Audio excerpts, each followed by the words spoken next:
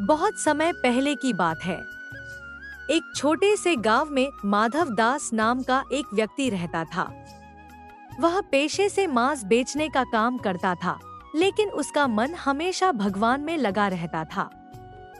सुबह उठते ही वह सबसे पहले भगवान विष्णु का नाम जपता।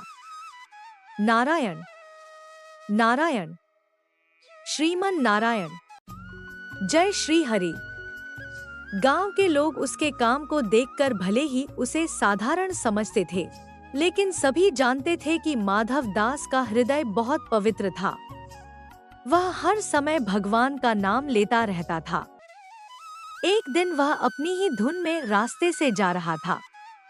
अचानक उसके पैर से एक काला, गोल पत्थर टकराया। उसने झुककर उसे उठाया और बोला, यह पत्थर तो बहुत सुंदर है, इसे मैं अपनी दुकान पर रख लेता हूँ। माधव दास उस पत्थर को अपनी दुकान पर ले आया। उसके पास सही बाट नहीं थे, इसलिए उसने सोचा कि इस पत्थर का उपयोग वजन तोलने में कर ले। हैरानी की बात यह थी कि जिस भी वजन की जरूरत होती, वह पत्थर अपने आप उतना ही भारी हो जाता। किसी को 1 किलो चाहिए तो वह पत्थर 1 किलो का हो जाता।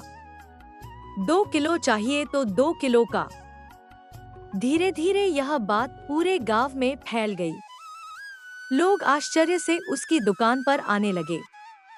उसकी दुकान पर भीड़ बढ़ने लगी और बिक्री भी बढ़ गई।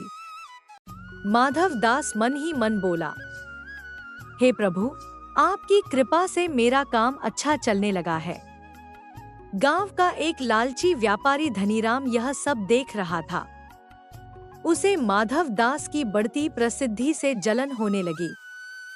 उसने सोचा, अगर यह चमत्कारी पत्थर मेरे पास आ जाए, तो मैं पूरे गांव का सबसे अमीर आदमी बन जाऊंगा। एक रात वह चुपके से माधव दास की दुकान में घुसा और पत्थर चुरा कर ले गया। अगली सुबह माधव दास ने देखा कि पत्थर गायब है। वह बहुत दुखी हुआ, लेकिन फिर भी भगवान का नाम जपते हुए बोला, जो कुछ होता है प्रभु की इच्छा से होता है। उसी रात धनीराम के सपने में भगवान विष्णु प्रकट हुए और बोले, यह कोई साधारण पत्थर नहीं, मेरा शालिग्राम स्वरूप है। इसे तुरंत उसके पास वापस रख दो, जिसने सच्चे मन से मेरी सेवा की है। धनीराम डर गया। अगले ही दिन उसने पत्थर वापस कर दिया और माधव दास से माफी मांगी। तभी गांव के पंडित जी वहां आए और बोले, यह कोई साधारण पत्थर नहीं, यह भगवान विष्णु का शालिग्राम है। माधव दास की आंखों में आंसू आ गए। उसने हाथ जोड़कर कहा, हे प्रभु, मैं तो आपको पहचान भी नहीं पाया, फिर भी आपने मुझ पर इतनी कृपा की।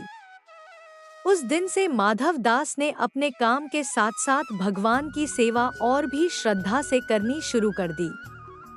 गांव के सभी लोग उसकी भक्ति देखकर प्रेरित हुए। सच्ची भक्ति और साफ मन से की गई सेवा भगवान तक जरूर पहुंचती है।